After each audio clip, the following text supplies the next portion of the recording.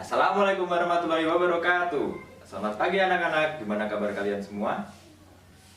Ya, semoga di tengah pandemi saat ini kalian tetap selalu sehat dan selalu menerapkan protokol kesehatan. Baik, sebelumnya, apakah kalian ketika kecil pernah ikut ayah atau ibu kalian ke pasar?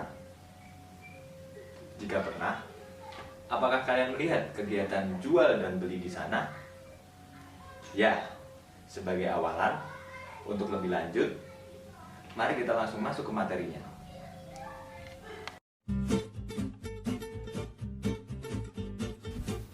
Ya, untuk materi kita kali ini adalah pasar bebas. Pengertian dari pasar bebas sendiri adalah pasar bebas atau dikenal juga dengan perdagangan bebas adalah kebijakan di mana pemerintah tidak melakukan diskriminasi terhadap impor atau ekspor. Perdagangan bebas dapat dicontohkan dengan Uni Eropa, MEA, dan sebagainya. Kebijakan yang pertama, perdagangan barang tanpa pajak termasuk tarif atau hambatan perdagangan lainnya.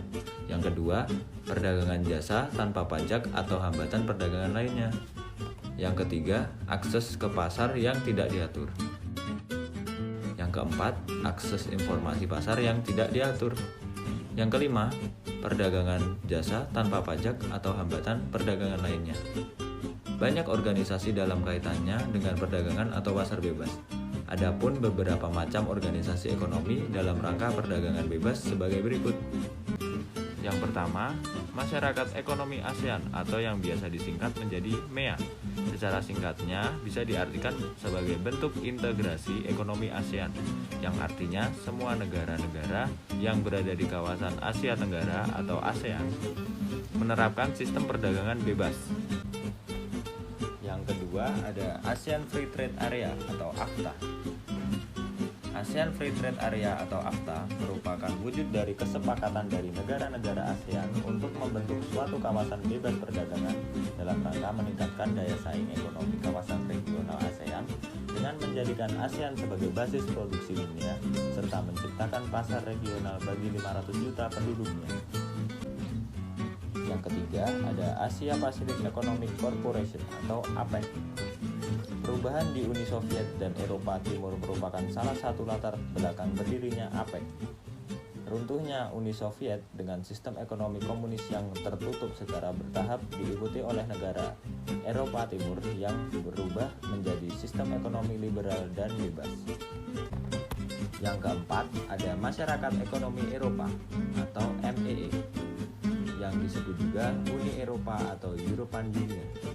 Keinginan itu terwujud dengan ditandatanganinya perjanjian pendirian pasar bersama batu bara dan baja Eropa atau European Coal and Steel Community atau disingkat ECSC dengan 6 negara, yaitu Prancis, Jerman Barat atau sekarang Republik Federal Jerman, Belanda, Belgia, Luxembourg, dan Italia. Keberhasilan ECSC mendorong negara-negara The Six States membentuk pasar bersama yang mencakup sektor ekonomi.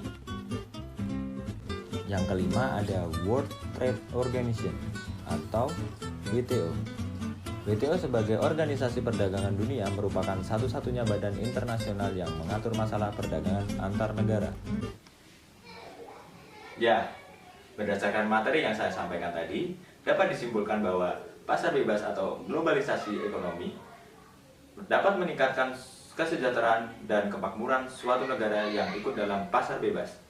Hal ini dapat dicapai dengan menghilangkan hambatan-hambatan baik hambatan tarif atau hambatan non-tarif, sehingga dapat menciptakan suatu aliran perdagangan yang cepat dan meningkatkan volume perdagangan di suatu negara.